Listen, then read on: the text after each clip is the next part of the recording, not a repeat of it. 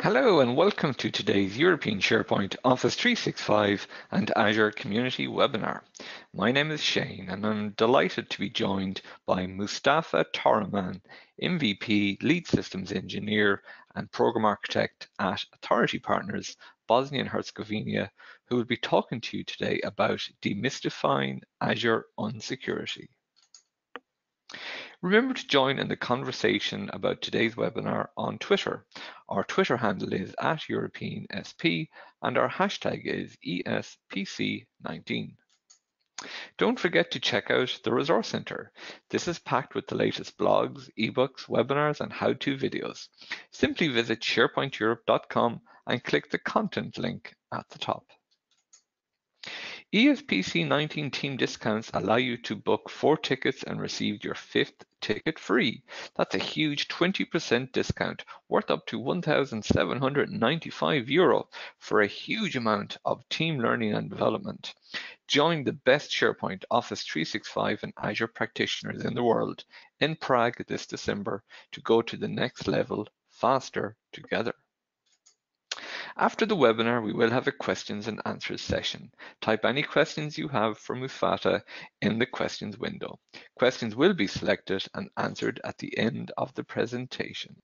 This webinar will be recorded and added to the Resource Center where you'll be notified by email when it is available. And now I'm going to pass you over to our webinar presenter, Mustafa Toroman. Hello, Mustafa. Hello, everyone. Thank you for joining today's session. As Shane already introduced, I'm going to talk about demystifying Azure and security, or to be exact, we're going to show some points on how Azure is really secure and should we be concerned on moving our resources there, hosting our applications in the Azure, etc. I'm a lead system engineer and program architect with company Authority Partners. I am based in Bosnia and Herzegovina, but I work for an American company. And for the last few years, my focus was working on moving big enterprise companies in the United States to the cloud. Initial phase was to actually just migrate some stuff, but today we are already at the point where we design new applications in the cloud, cloud native applications, and as a lot of companies are already there in the cloud. Here's also my Twitter handle, Toroman. If you need to contact me, feel free to do that. I'll try to be of any assistance if I can. I've been Microsoft Azure MVP for the last 4 years. I have also a lot of Microsoft certifications, Microsoft Certified Solution Expert in multiple areas, Microsoft Certified Solution Developer, Microsoft Certified Trainer for last 8 years, etc. Recently, I passed my 51st Microsoft certificate. So if I would continue to number them, it would take some time. But let us talk about the topics today, and let's talk about how security is in Azure and what we can do. So the major concern for a lot of people is their data leaving their local data center, how it really affects them, and what happens to that data in the cloud. What the amount of uncertainty and lack of knowledge often leads to fear, and most of the time I had to convince people that it's really secure. So let's start with how the security in data center is really set up and how it holds up together. So let's first talk about physical security of the Azure data center. There's a perimeter, of course, that you cannot enter easily. There are multiple checkpoints that you need to pass, and you need to provide some kind of identity and reason. Why are you there? What are you doing there? Are you authorized to enter the perimeter of the data center? Once you pass the first perimeter, that is under surveillance 24 hours and with both guards and video surveillance. Then you are reaching the data center where you need to pass another checkpoint. So it's not that easy just to walk in. You have to have a proper authorization, you have to have a proper identity and reason why are you entering the data center. But just accessing the data center and passing 2 checkpoints already doesn't give you access to any of the servers in the Azure data center. To actually gain a physical access to the servers, you need to access another checkpoint that is on the floor of the data center. Basically, all data center is separated into different floors where different services and clusters are held.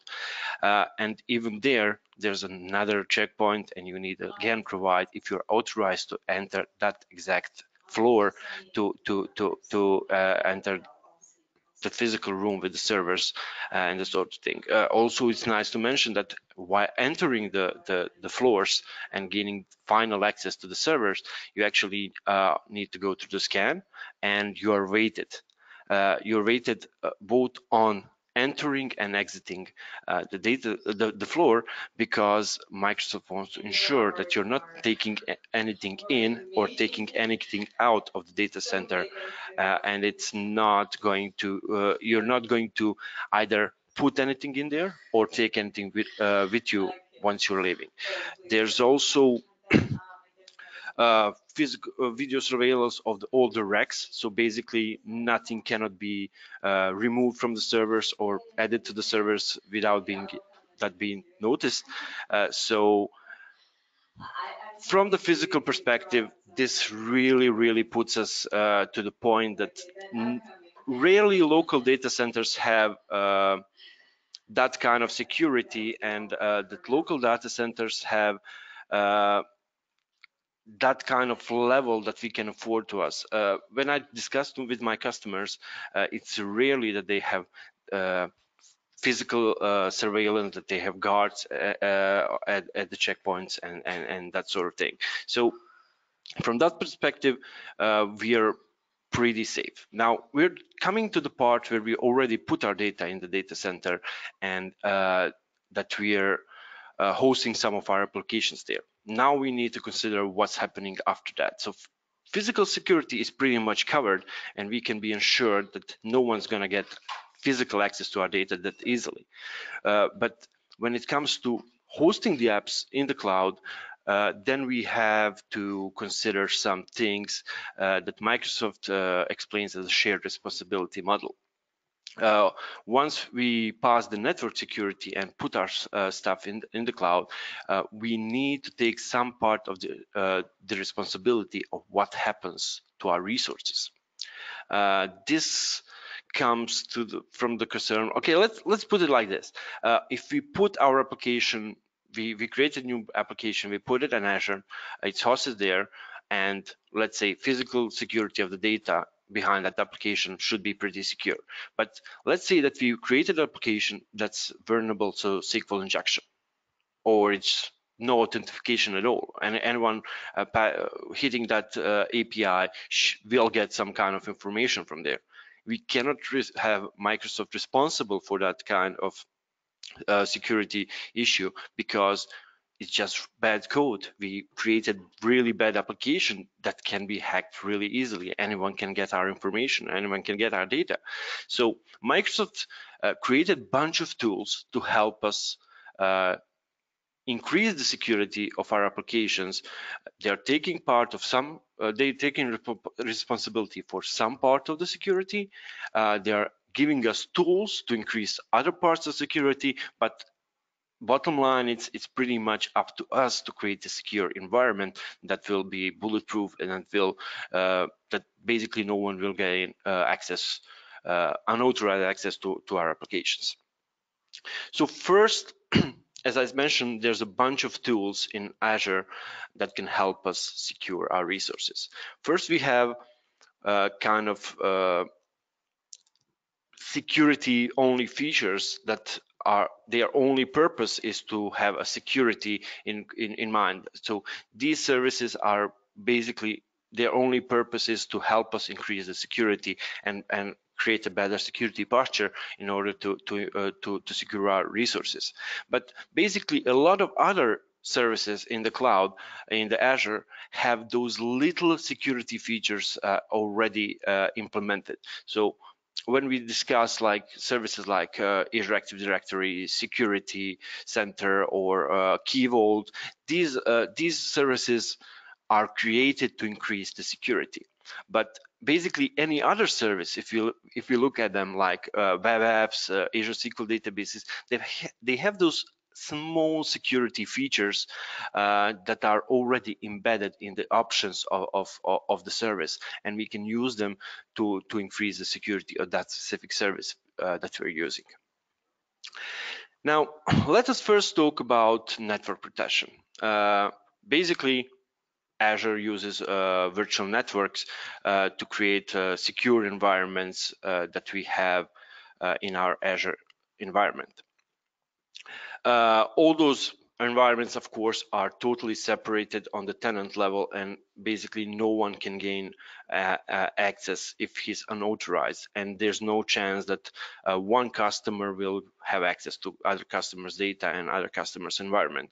They're completely separated environments created per customer basis.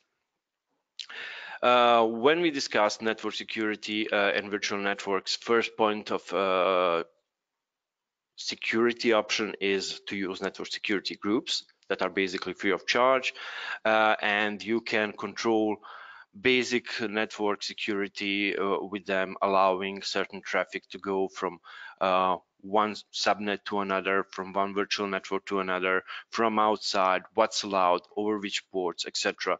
It's just basic network security and basic network control that gives you some kind of workflow from where to where that traffic can flow and how. Also, if we want to really increase the security, we have multiple VPN connections. There are options for point to site, and express route to enable us to securely access our virtual network from secure environments without exposing the services to the public IP addresses or etc. Also, what we have in Azure is threat detection that can help us increase our posture and can help us detect issues and problems even when we are not aware of them. Threat detection is not only linked to network security, it's today on basically almost every Azure feature, and it can help us detect issues happening in the real time.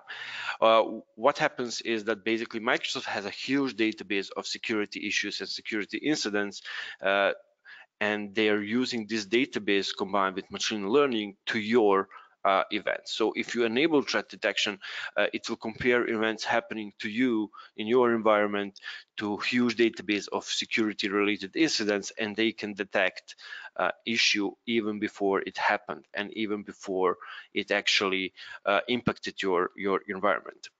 This is really important because most of the issues and most of the security breaches usually are discovered way after they actually happen. We started to investigate security issues once we are aware of them, and it's the data says that the statistic says that usually this happens after approximately 9 months. So usually target notices that there has been a security issue 9 months after the security issue actually happened. With using threat detection, we can detect events before they happen. We can detect maybe on the first look unrelated events that happened in the past to some customers before the actual security breach happened. For example, if Microsoft already has a excessive amount of IP addresses from which attacks happened, and all of a sudden our resources are pinged from those IP addresses, they can detect that something is going on and that multiple customers were hit after being targeted from those IP addresses. we might not notice this information. We don't have information that those IP addresses are compromised, but also Microsoft provides us with information and can help us detect that issue before it actually happens. After our services are exposed to network access, either through private IP addresses or public IP addresses, then we can discuss some other aspects. So the biggest issue in the modern security is still, and it's probably going to be for a long time to come, is going to be a user. Whatever we actually throw our way and whatever we do to increase the security, we have threat detection now, machine learning on our side to help detect issues. We have firewalls, encryption, antiviruses, anti-malware, whatever. The biggest issue and biggest hole in the security is still going to be user. Statistics also show that 99 point something security issues happen because of the user mistake. It's either a phishing attack, social engineering, mistreated credentials. Basically, most of the times security breaches happen, and that data loss happens because of the user mistake and exposed credentials to a bad guy. So when we discuss security in Azure and in this point identity in Azure, the way to to handle identity and access in Azure, we use Azure Active Directory.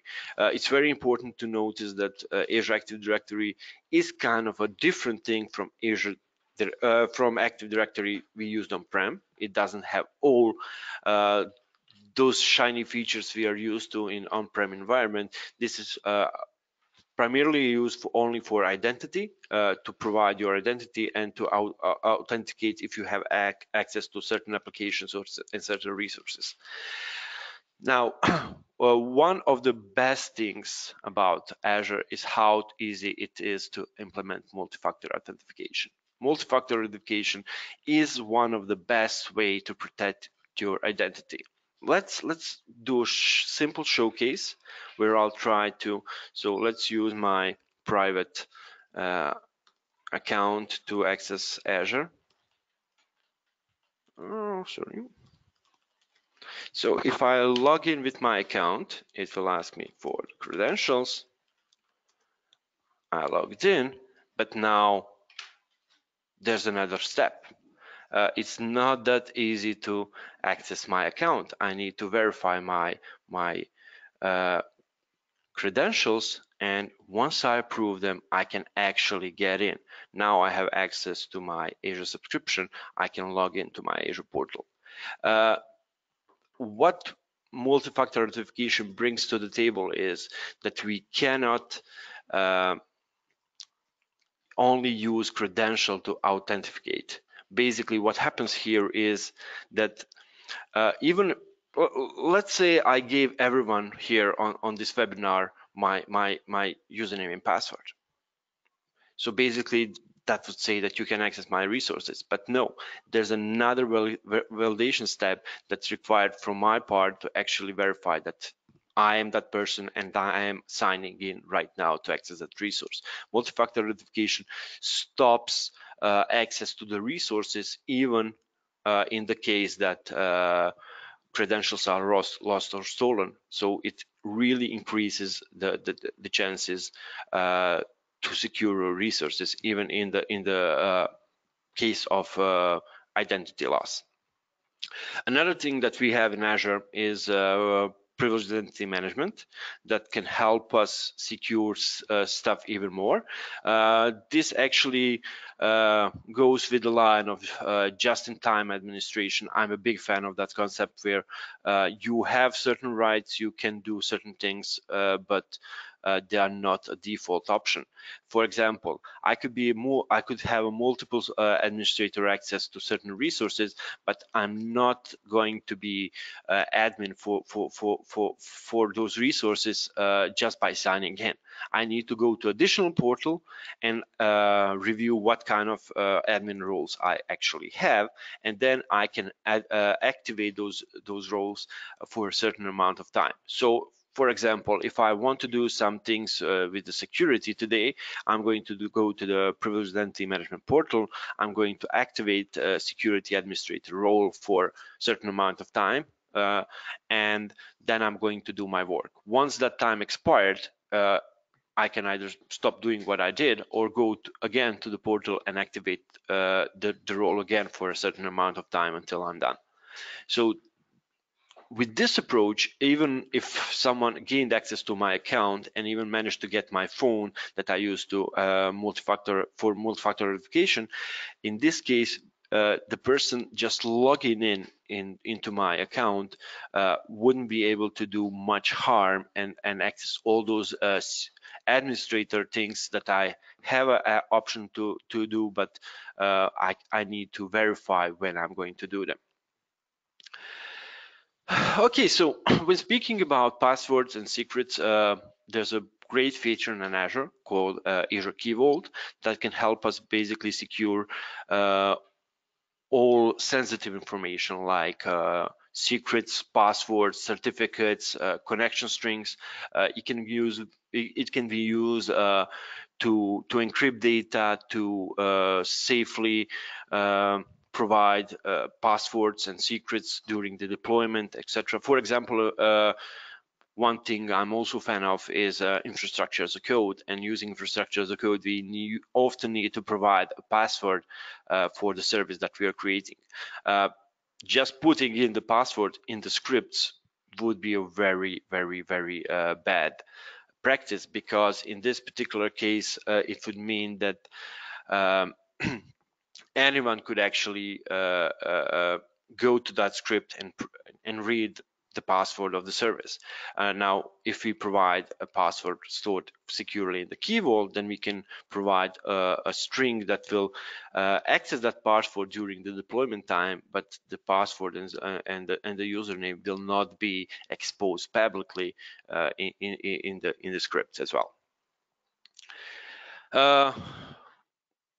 We already discussed physical security of the data, and it's very important to mention there that all data in Azure Data Center is encrypted at rest. So basically, even if someone with all the security steps managed to access the Azure Data Center and stole one of the disks, there's not much they could do about that, because all the data is already encrypted there, and to actually break that kind of data would take pretty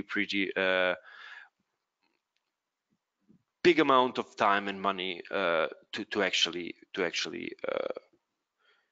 break that kind of encryption. So whatever service we are talking about, so virtual machine storage applications, we have multiple options to encrypt data. One of the things I would like to talk about is how we can create additional disk encryption. So for example, why do we need additional disk encryption? So data is encrypted address. So all the virtual disks of our virtual machines in Azure are encrypted at rest. But what happens to a virtual disk that certain person has access to? So let's flip to the portal and look at this.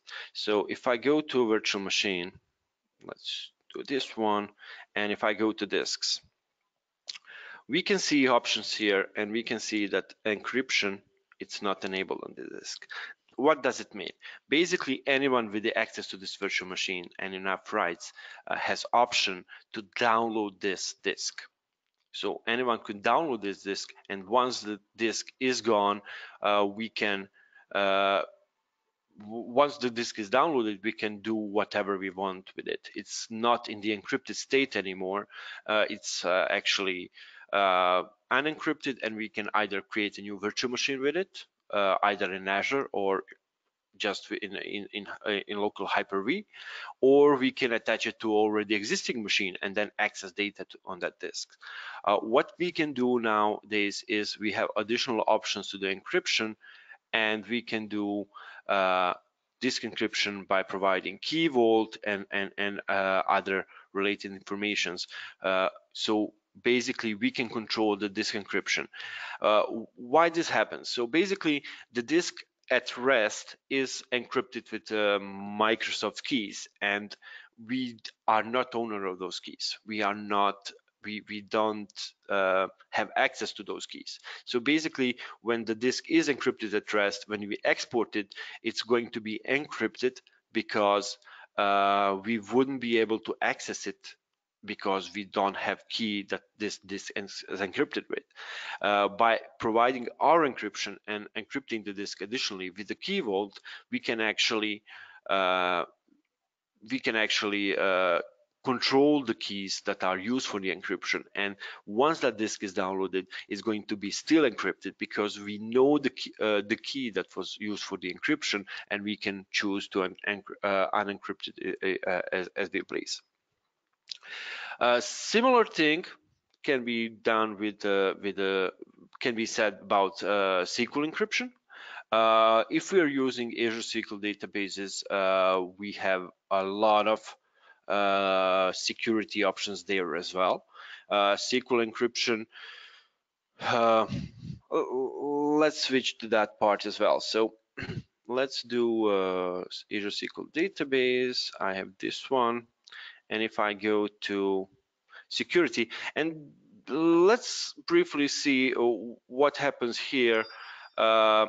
So basically, I already mentioned Azure SQL database is separate. It's a database service. It's not a security service. But when we go here, we have a security options settings. So there are built-in security options. That's what I mentioned at the beginning. We have certain security services, but we have a lot of security implanted in the separate services. So in the security of the Azure SQL databases, we have multiple options. So we have advanced data security where we can track the information real time. It's basically part of the threat detection that help us detect issues that might happen to our Azure database in real time.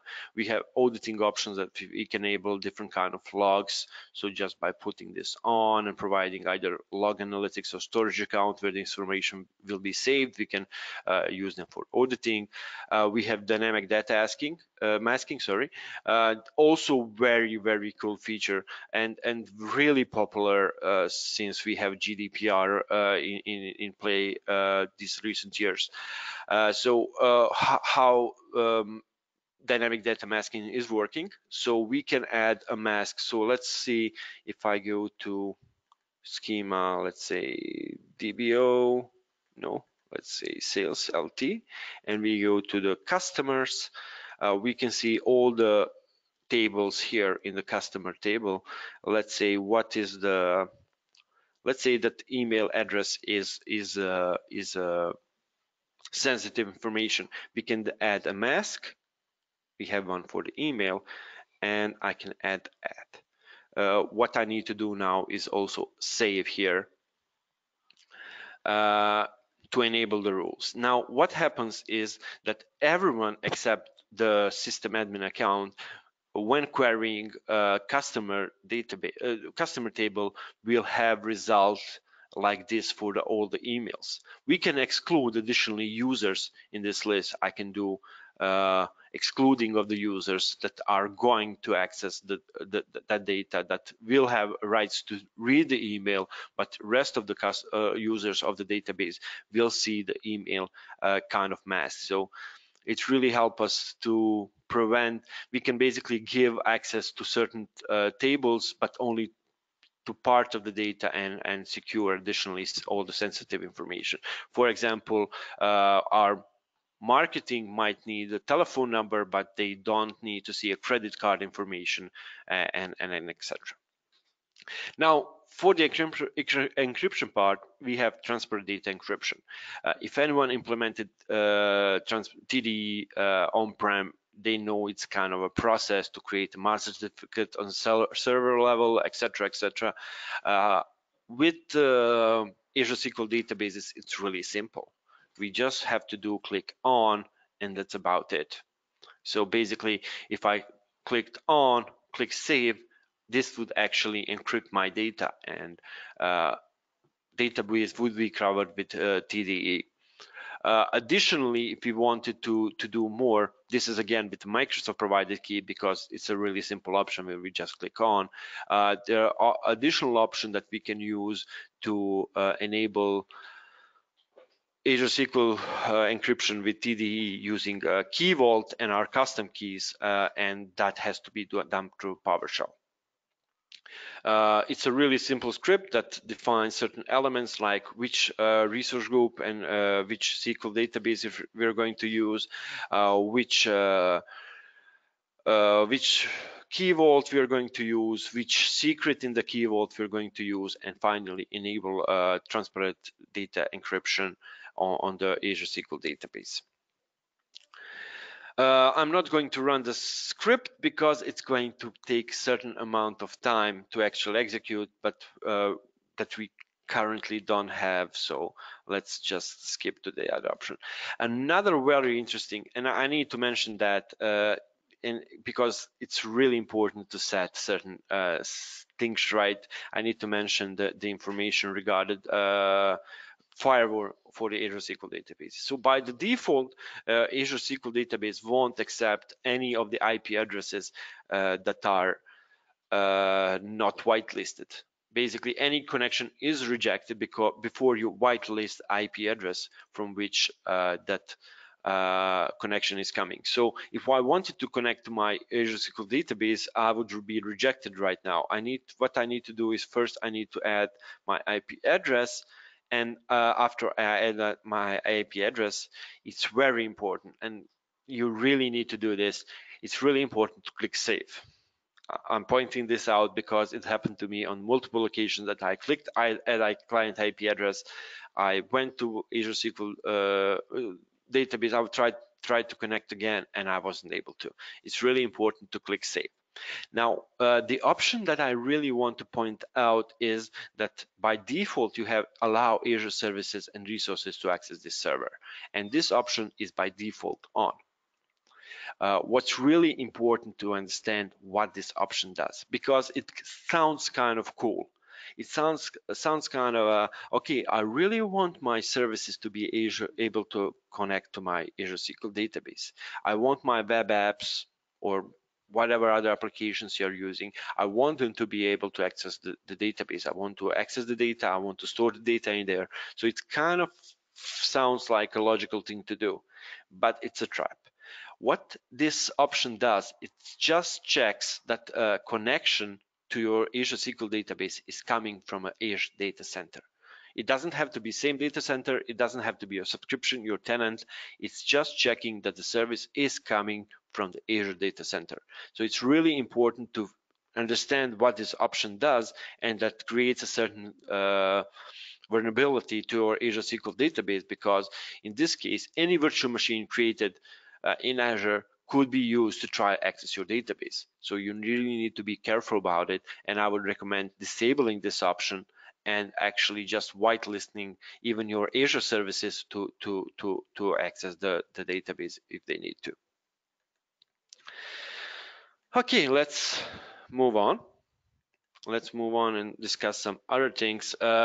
It's really important to understand that we have multiple options for the third party in Azure security as well.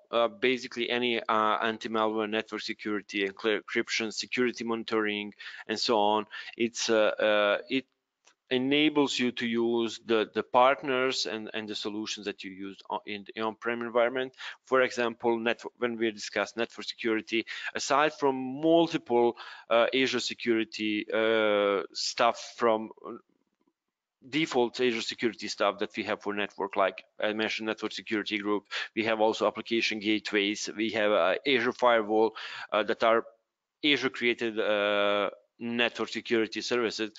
We can basically bring any kind of virtual appliance in the Azure and use what we are used to in our on-prem environment. So basically, most of the major network security players are present in Azure by default. So like Barracuda, Checkpoint, Cisco, Palo Alto, F5, whatever you used to using in on-prem, there's a very big chance that those options are available in Azure as well by default. At the end, we come to one of the central security features in Azure, and that's Azure Security Center. Azure Security Center is not there only to help control the security, but it gives you option for visibility for your current security posture. It's a kind of a security advisor for you in the cloud that can tell you what are your holes and what you need to do to improve your security. Let's look briefly to Azure Security Center and what it holds. So one of the big things on Azure Security is a lot of dashboards and reports that gives you current information on where you are and what you need to do. You have a security score that will tell you it will give you basically a recommendation what needs to be done in order to secure your Azure resources, what needs to be done to increase certain aspects of the security as well. So these security scores are there to guide you through your cloud journey and increasing the security.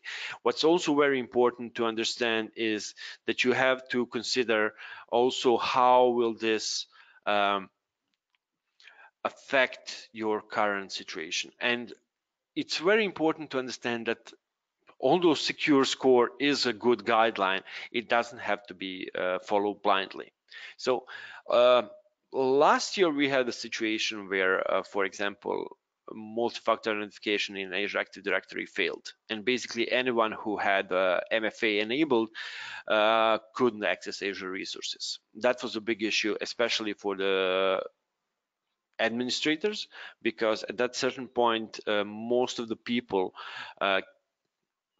that were in charge on administrating resources couldn't access Azure.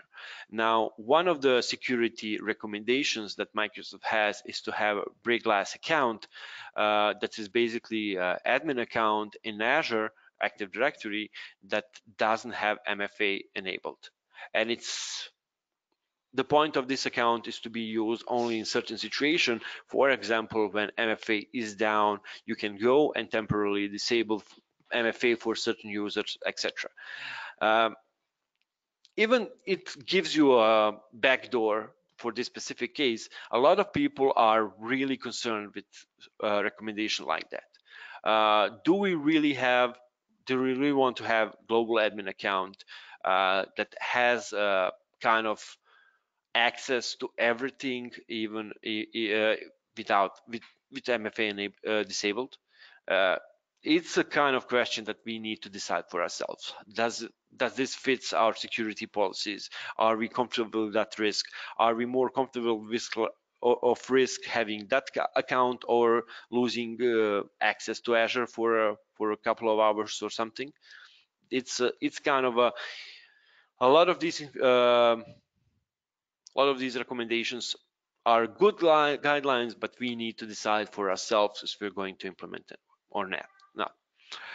Some other things that we have, for example, are regulatory compliance recommendations. So if we are using some of the standards in security, for example, ISO 27001 or SOC or whatever, there are multiple options. So let's go to the ISO 27001, for example, that's mostly popular in Europe.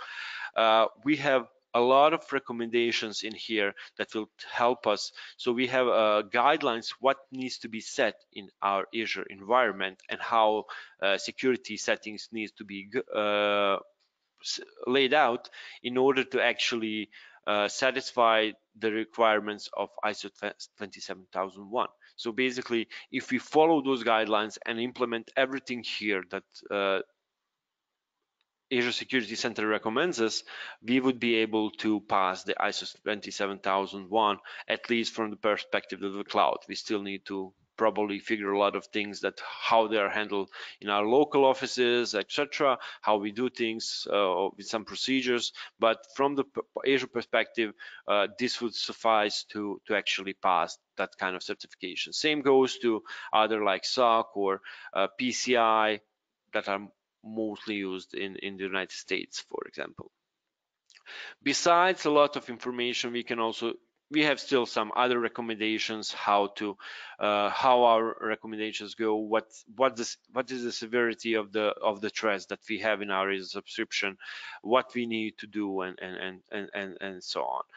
We have also separated this by the resources, different resources for the compute applications, how our networking is set up, what we need to do on that part, how our data and storage is secured, what we need to increase there, how our how security can be created better, and etc. One of the best things, my favorite things in Azure Security Center is just-in-time VM access. I already mentioned when we discussed privileged entity management that I'm a big fan of just-in-time access, and this gives us another example of that.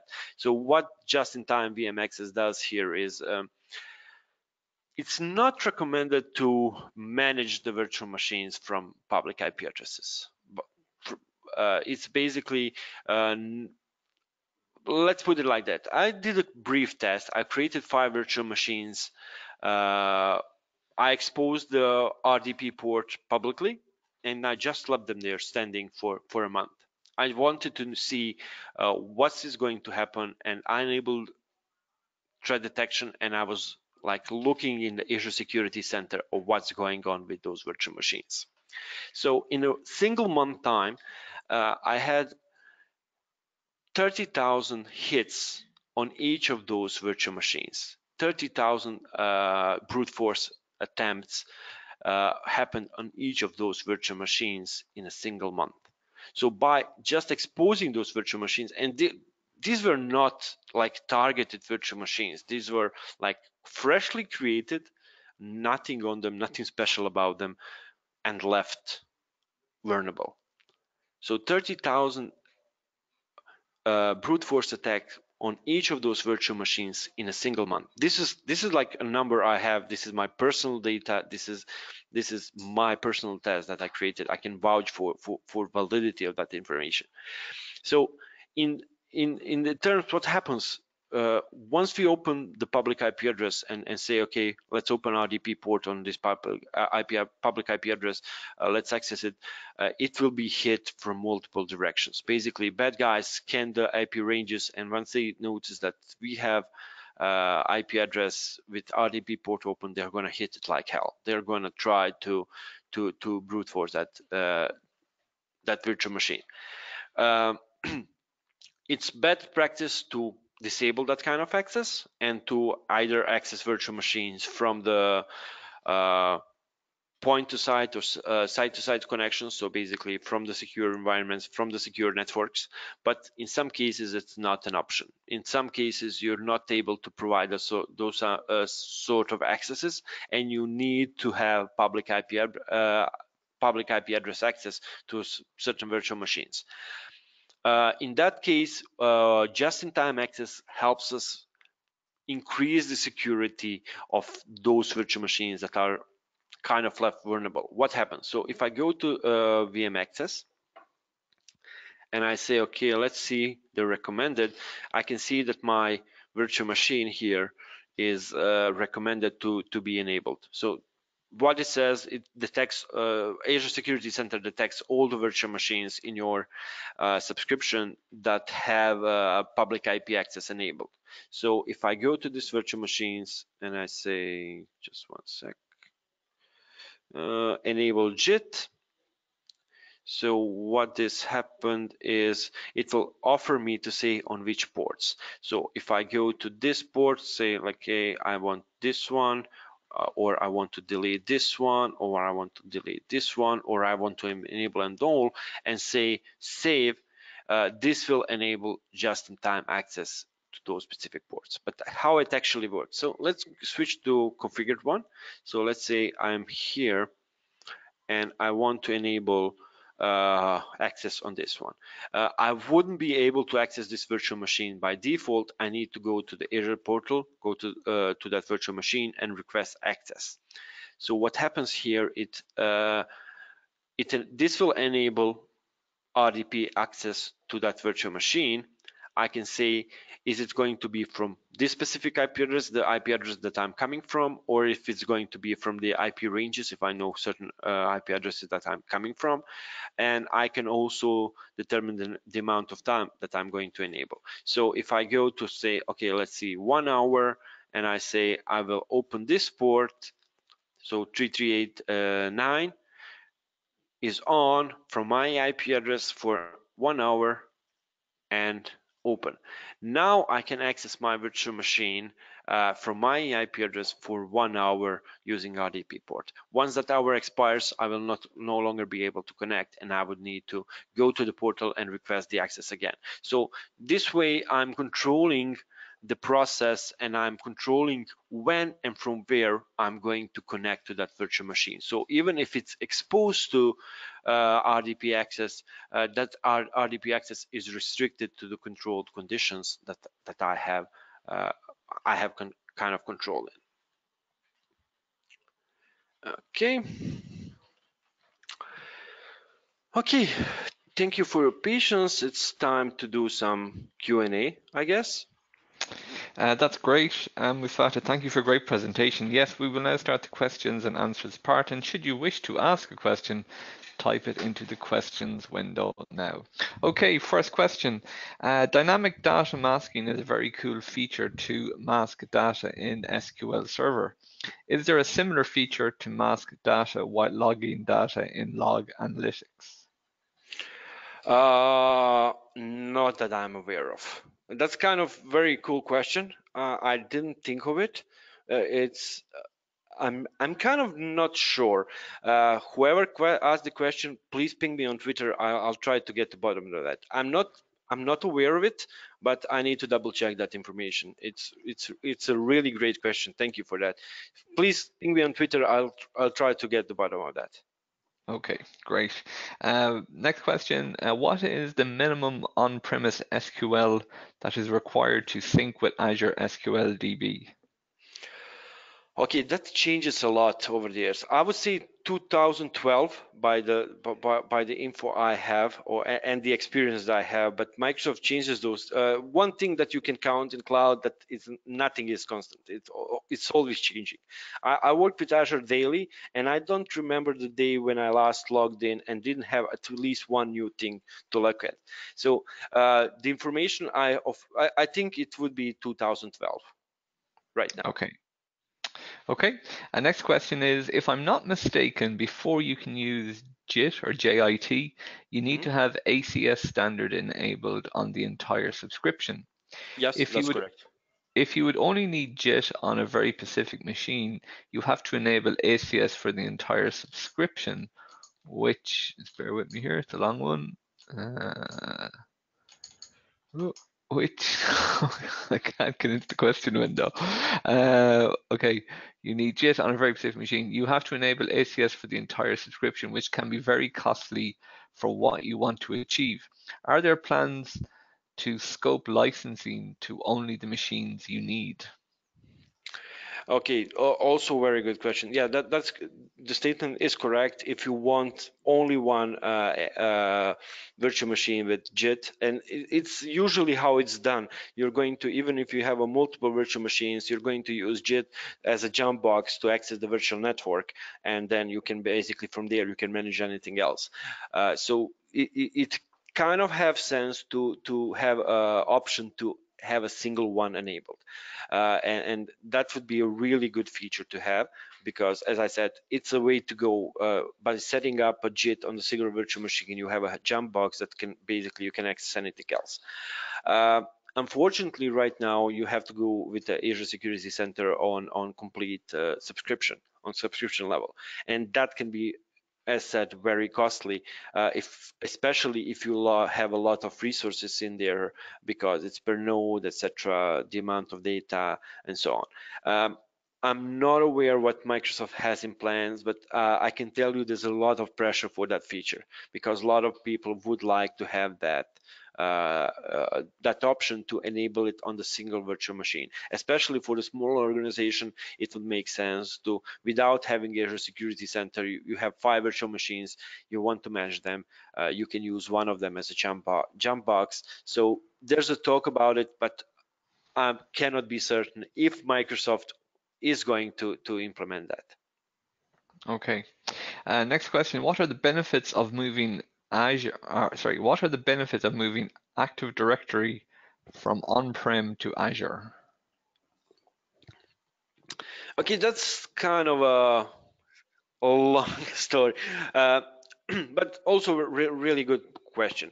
I would go with the story of moving from on-prem to Azure, because most of the scenarios I have is to have a multiple identity. For the most companies that already have local infrastructure and local Active Directory, going only to the cloud is not really an option. They have a lot of infrastructure, they have a lot of things going on-prem, and we cannot leave that behind all of a sudden and say, okay, this is like done, we're done with this, we're going to move to the cloud. It has multiple issues. This approach has multiple issues because, first of all, we have an investment to the local infrastructure, we have certain policies, rules, etc., that we need to follow. So for the most of the companies, it's not going to be moved from on-prem to the cloud. It's going to be hybrid cloud option for a certain time. Let's use what we have right now, but let's expand to the cloud and use some benefits of the cloud and use cloud where it can help us. So in those cases, and this is the majority of the cases, we have hybrid cloud and we have hybrid identity. We have on-prem Active Directory, we have Azure Active Directory on the other hand. And right now we have really cool tool, Azure Active Directory Connect, that can help us sync those identities and basically use same one for both environments, for both on-prem and the cloud. We can use same username, same passwords that can be synced between on-prem and the cloud. Great. Okay. Is there any cost for activating just-in-time VM Security Center? Currently, I do not see it enabled. It doesn't cost to enable it directly because it's not an option out of the head.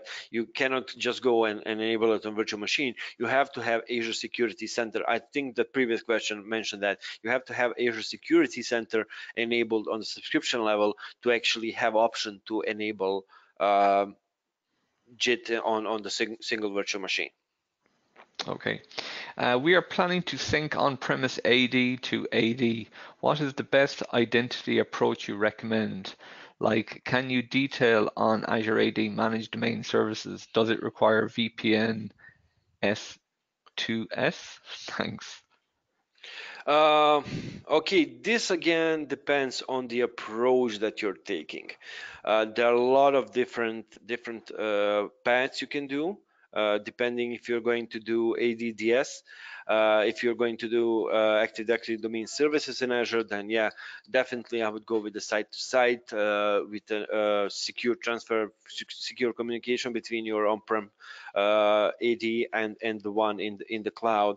But if you're going to with AD Connect, enabling only identity from the cloud and the on-prem to be synced, basically, then in that particular case, site-to-site is not required. But again, depends on the scenario. If you're going to move, if you're what type of services you're using in Azure, if it's more infrastructure as a service, if it's going to be more a platform as a service, there are different scenarios that need to be considered before deciding. So it's like migrating and syncing the identity. It's kind of a big project and needs to be done right. Identity is always a security issue. So if it's not done right from the start, it can create multiple issues and problems later in the syncs and the accounts, how they appear, how they disappear, etc.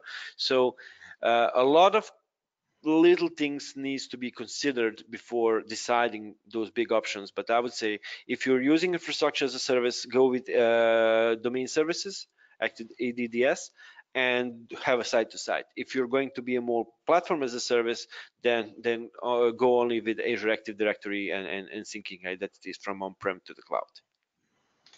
Brilliant. Mustafa, thank you so much for your time today and taking time to complete this webinar. We really appreciate it.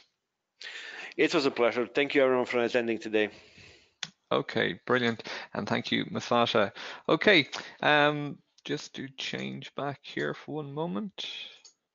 So as mentioned previously, ESPC 19 team discounts allow you to book 4 tickets and receive your 5th ticket free. That's a huge 20% discount worth up to €1,795 for a huge amount of team learning and development. Join the best SharePoint, Office 365 and Azure practitioners in the world in Prague this December.